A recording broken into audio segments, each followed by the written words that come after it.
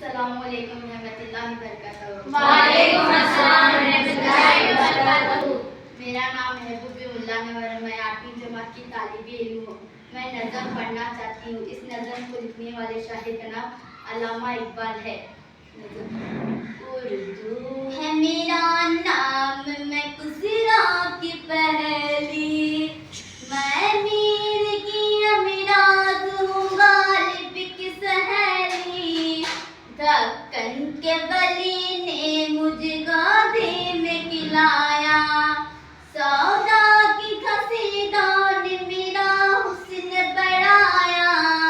है मीर की अजमत के मुझे चलना सिखाया, मैं दाग की आगिन में खली बन के चमेली।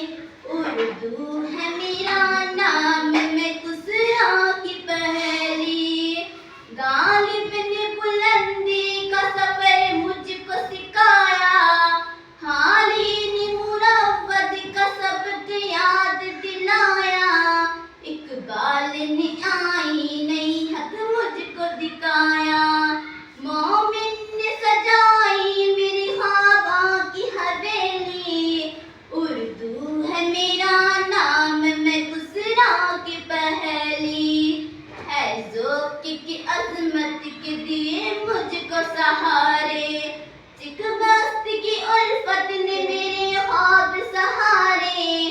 फानी ने सजाए मेरी पलकों के सितारे, अकबर ने रचाई मेरी बेरंगी हथेली। उर्दू है मेरा नाम, मैं कुसरा की पहली, मैं मीर की अमीरात हूँ, गालिब की सहेली।